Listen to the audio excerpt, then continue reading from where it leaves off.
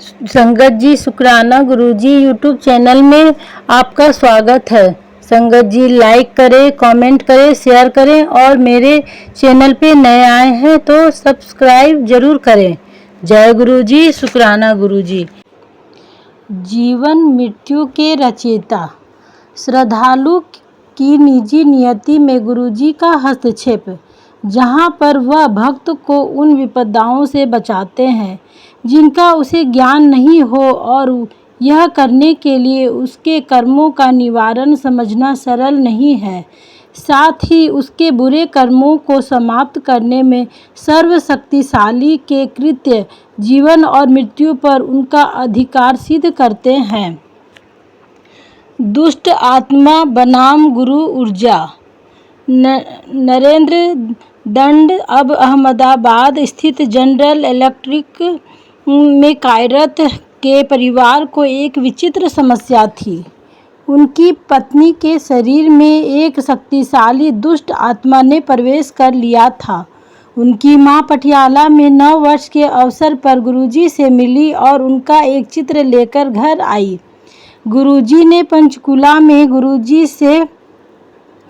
परिवार ने पंचकुला में गुरुजी से भेंट करनी चाहिए, किंतु यह संभव नहीं हो सका। वह मनसा देवी चले गए।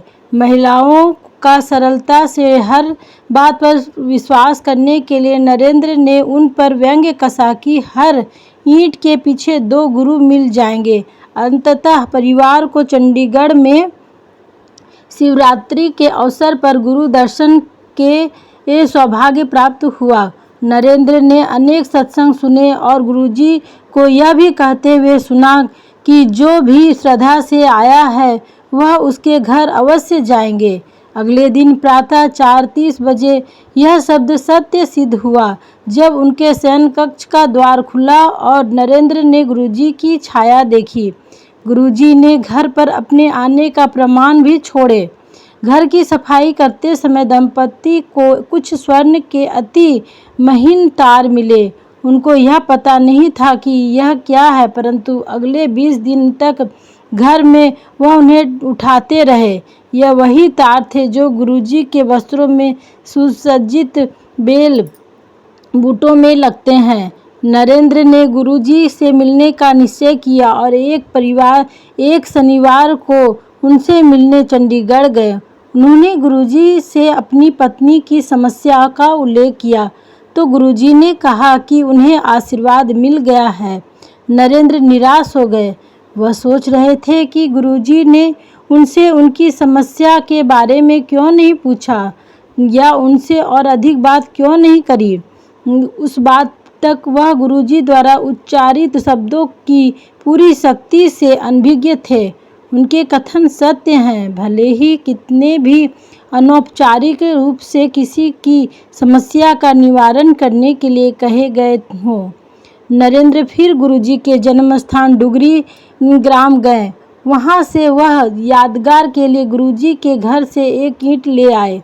उस ईंट को धोकर उन्होंने अपने घर में पूजा स्थान पर रख दिया। उसी रात्रि को उन्हें एक स्वप्न आया। उन्होंने देखा कि वह नारी आत्मा जो उनकी पत्नी के शरीर में थी ने अब उनके शरीर में प्रवेश कर लिया है। उनके मुख से वह बोली कि उसे कभी भी वश में नहीं किया जा सकता था, परंतु घर में रखी हुई वह ईंट इतनी शक्तिशाली है कि अब वह यहाँ पर और एक पल भी नहीं रह सकती और वह इसी समय यह घर छोड़कर जा रही है। परिवार की समस्या हल हो गई थी। गुरुजी के घर से लाई हुई इस ईंट के कारण वह एक ईंट नरेंद्र के इस परिहास की हर ईंट के पीछे 2 गुरु मिल जाते हैं का मुंहतोड़ उत्तर भी था। अतः प्रयत्न करने पर भी अगले दिन नरेंद्र को वह पूरा स्वप्न याद नहीं रहा था, परंतु गुरुजी ने उनके मन की सभी शंकाएं यह कहकर दूर कर दी कि उन्हें एक ईंट के माध्यम से कृपा हुई थी। फिर गुरुजी ने सदा की भांति थोड़े से वाक्यों में गुरु की प्रकृति का उद्घाटन यह कहकर किया। गुरु को कुछ भी बताने की आवश्यकता नहीं है।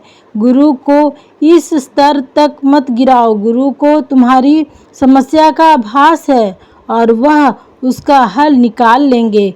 बार बार गुरु जी के यह शब्द सत्य सिद्ध हुए हैं। जय गुरु जी, शुक्राना गुरु जी। नरेंद्र की बेटी का उद्धार। जनवरी 1998 में नरेंद्र अपने भतीजे की पहली लोहड़ी पर होने वाले समारोह के लिए कुछ हफ्ते उपले लाने डुगरी गए। वह गुरुजी की मां से मिले, जिन्होंने उन्हें एक बोरी उपले जाने के लिए कहा, किंतु वह अपनी कार में केवल 5 उपले लेकर वापस आ गए। 3 दिन के पश्चात माताजी गुरुजी के पास दिल्ली में थी। गुरुजी ने उनसे प्रश्न किया कि क्या कोई उपले लेने आया था। माँ को नरेंद्र का नाम पता नहीं होने के कारण उन्होंने कहा कि चश्मा पहने हुए एक युवक आया था और वह कुछ उपले अपनी कार में रख कर ले गया था। अब गुरुजी ने पूछा कि क्या बोरी भर कर उपले दिए थे, तो माँ ने नकारात्मक उत्तर दिया। फिर गुरुजी जैसे अपने आप से बात करते हुए बोलने लगे कि होगा या नहीं होगा, यह उन्होंने 2 बार दोहराया। फिर वह बोले कि जब होगा वह देख लेंगे। शीघ्र ही नरेंद्र की पत्नी गर्भवती हो गई। उसके 8वें मास में नरेंद्र ने नवजात शिशु को लपेटने के लिए गुरुजी से उनके वस्त्रों के लिए अनुग्रह किया। गुरुजी ने मना कर दिया। शल्य क्रिया के द्वारा नरेंद्र की पत्नी ने एक कन्या को जन्म दिया।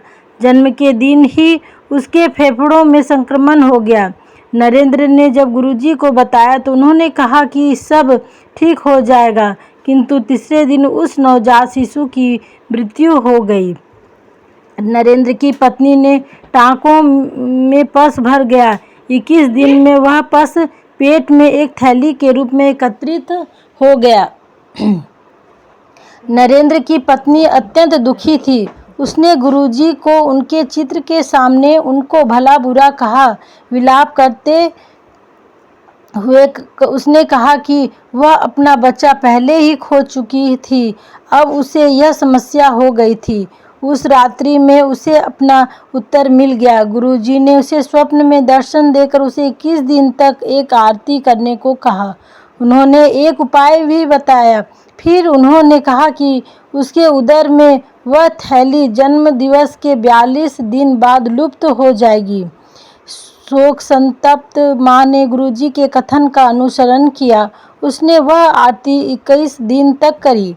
आश्चर्यजनक रूप से उस दिन के पश्चात उसे उस आरती के शब्द याद ही नहीं रहे। शीघ्र ही उसके टाँकों के निकट ही एक छिद्र हो गया, जिसमें से पूरा पस बहकर निकल गया। परंतु नरेंद्र का दुख अब तक बना हुआ था कि एक दिन वह अपने घर में दिया जलाते हुए रोने लगे। उस रात गुरुजी ने नरेंद्र को स्वप्न में दर्शन दिए। वह उसे उस स्थान पर ले गए जहां नरेंद्र ने अपनी नवजात शिशु को दफनाया था। उन्होंने उसे वहां खोदने के लिए कहा। फिर उन्होंने उस शिशु को उनके हाथ में रखने के लिए कहा, जो अचानक बहुत बड़ा प्रतीत हुआ। फिर गुरुजी ने दूसरे हाथ से उसके ऊपर जल छिड़का तो वह रो पड़ी।